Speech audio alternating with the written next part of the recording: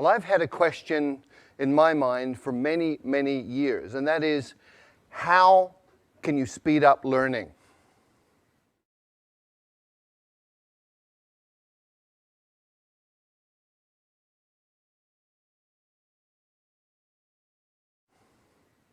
Now, this is an interesting question because if you speed up learning, you can spend less time at school. And if you learn really fast, you probably wouldn't have to go to school at all. Now, when I was young, school was sort of okay, but I found quite often that school got in the way of learning. So I had this question in mind: how do you learn faster? In 1981, I took myself to China, and I decided that I was going to be native level in Chinese inside 2 years. The question is, how do you do that? Well, it's actually really easy. You look around for people who can already do it.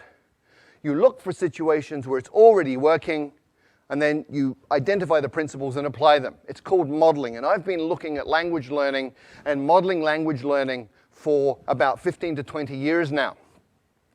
And my conclusion, my observation from this is that any adult can learn a second language to fluency inside 6 months. Now, when I say this, most people think I'm crazy. This is not possible. So let me remind everybody of the history of human progress. It's all about expanding our limits.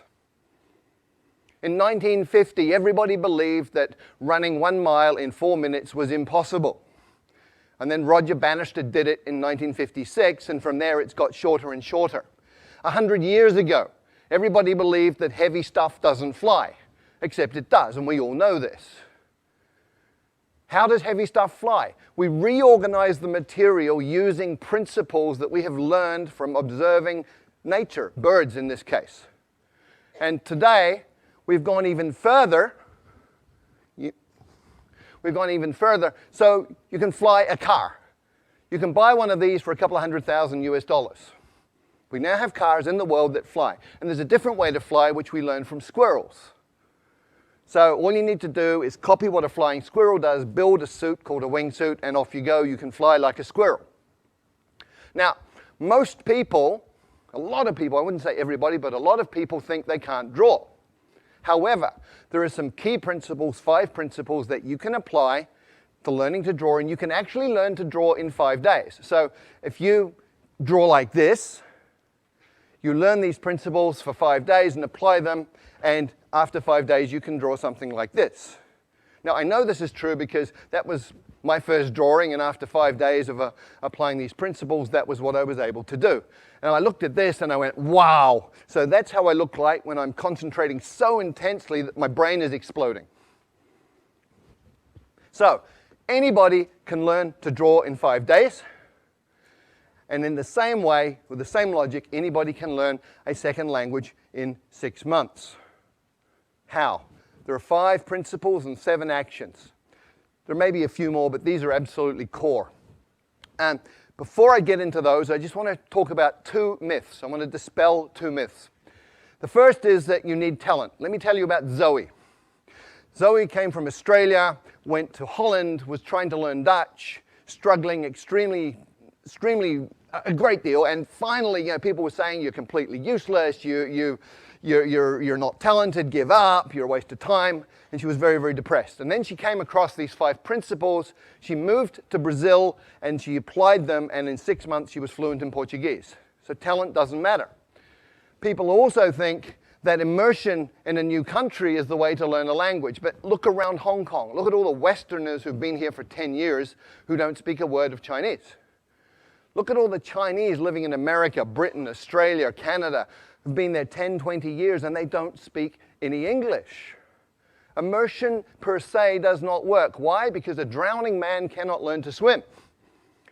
When you don't speak a language, you're like a baby, and if you drop yourself into a context which is all adults talking about stuff over your head, you won't learn. So, what are the 5 principles that you need to pay attention to? First, there are 4 words: attention, meaning, relevance, and memory. And these interconnect in very, very important ways, especially when you're talking about learning. Come with me on a journey through a forest. You go on a walk through a forest and you see something like this, little marks on a tree. Maybe you pay attention, maybe you don't. You go another 50 meters and you see this. You should be paying attention. Another 50 meters, if you haven't been paying attention, you see this. And at this point, you're paying attention.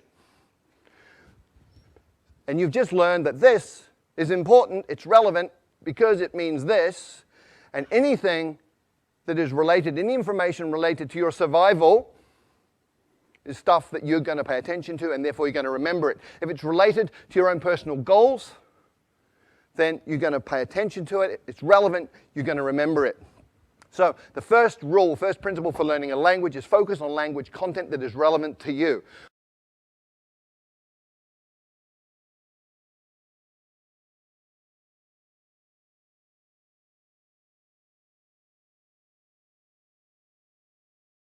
Which brings us to tools.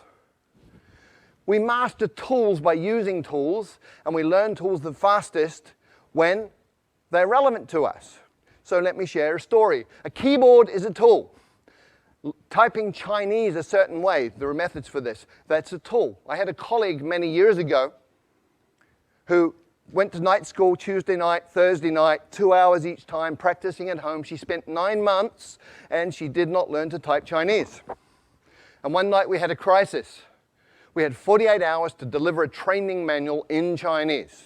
And she got the job. And I can guarantee you, in 48 hours, she learned to type Chinese because it was relevant, it was meaningful, it was important. She was using a tool to create value.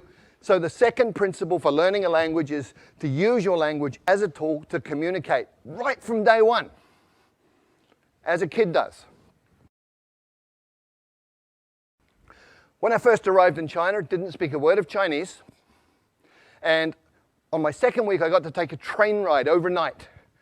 I spent 8 hours sitting in the dining car talking to one of the guards on the train. He took an interest in me for some reason. And we just chatted all night in Chinese. And he was drawing pictures and making movements with his hands and facial expressions. And piece by piece by piece, I understood more and more. But what was really cool was 2 weeks later, when people were talking Chinese around me, I was understanding some of this, and I hadn't even made any effort to learn that. What had happened, I'd absorbed it that night on the train, which brings us to the third principle. When you first understand the message, then you will acquire the language unconsciously.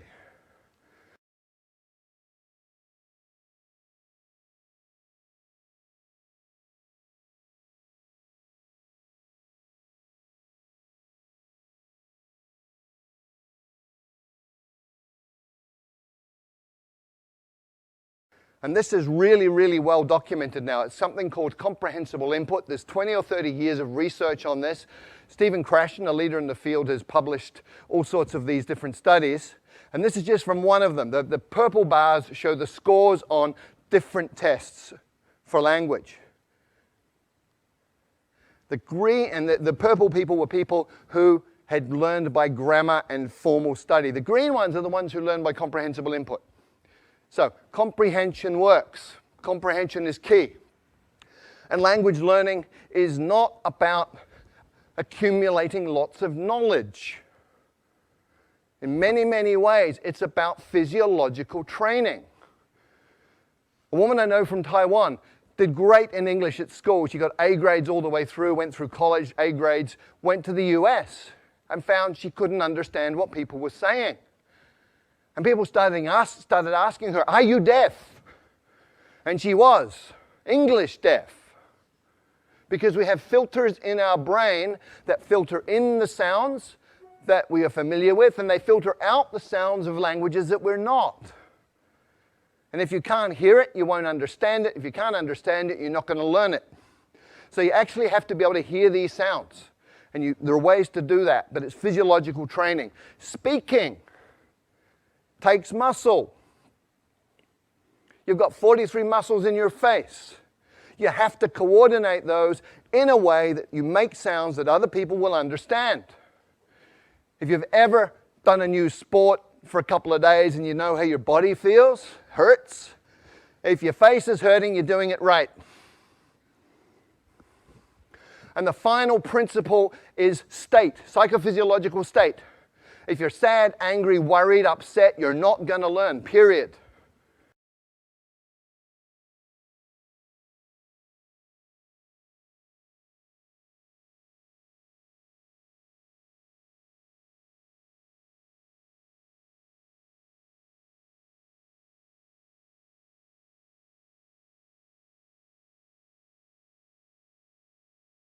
If you're happy, relaxed, in an alpha brain state, curious, you're going to learn really quickly. And very specifically, you need to be tolerant of ambiguity. Ambiguity. Ambiguity. Ambiguity. Ambiguity.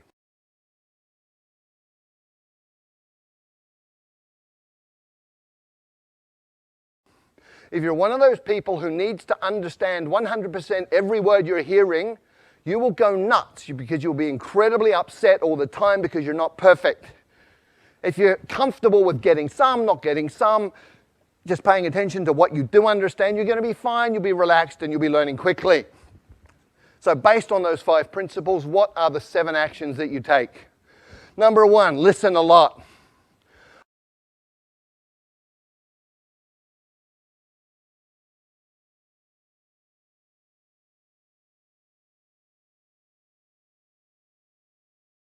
I call it brain soaking.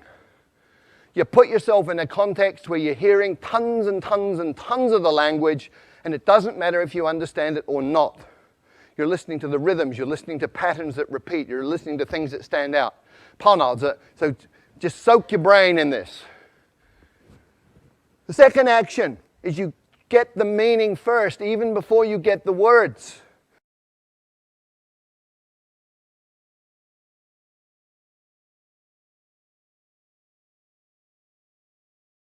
And you go, well, how do I do that? I don't know the words. Well, you understand what these different postures mean.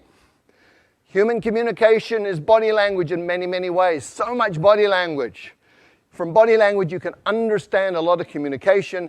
Therefore, you're understanding, you're acquiring through comprehensible input. And you can also use patterns that you already know. If you're a Chinese speaker of Mandarin and Cantonese, and you go to Vietnam, you will understand 60% of what they say to you in daily conversation, because Vietnamese is about 30% Mandarin, 30% Cantonese. The third action, start mixing.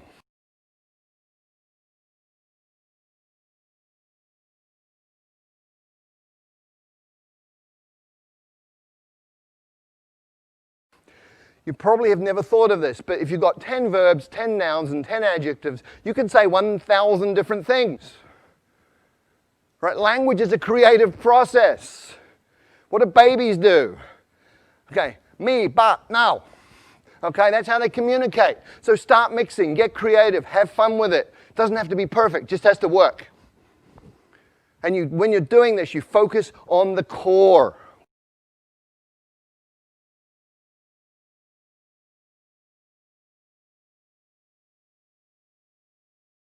What does that mean?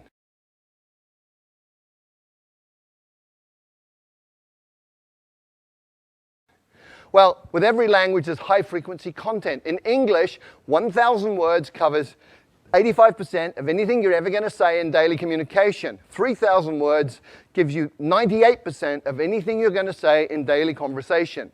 You've got 3,000 words, you're speaking the language. The rest is icing on the cake. And when you're just beginning with a new language, start with your toolbox. Week number 1. In your new language, you say things like, how do you say that? I don't understand. Repeat that, please. What does that mean? All in your target language. You're using it as a tool, making it useful to you. It's relevant to learn other things about the language. By week 2, you should be saying things like me, this, you, that, give, hot, simple pronouns, simple nouns, simple verbs, simple adjectives, communicating like a baby. By the 3rd or 4th week, you're getting into what I call glue words. Although, but, therefore, these are logical transformers that tie bits of a language together, allowing you to make more complex meaning. At that point, you're talking. And when you're doing that, you should get yourself a language parent.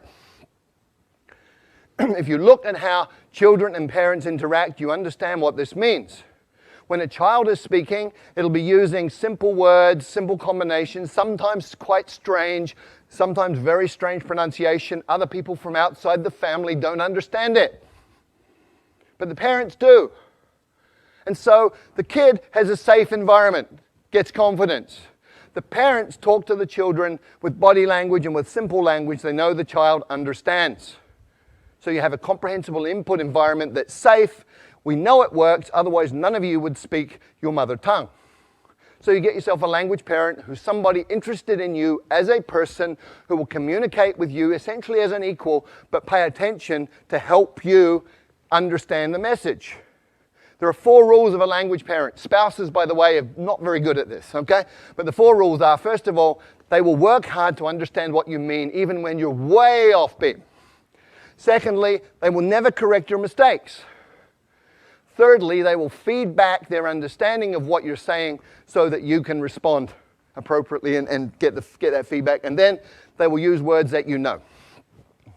The 6th thing you have to do is copy the face. You've got to get the muscles working right so you can sound in a way that people will understand you. There's a couple of things you do. One is you need to hear how it feels and feel how it sounds, which means you have a feedback loop operating in your face.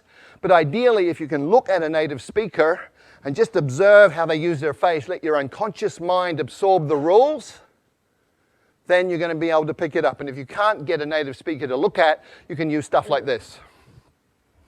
Sing, song, king, sung, hung. And the final idea here, the final action you need to take is something that I call direct connect. What does this mean?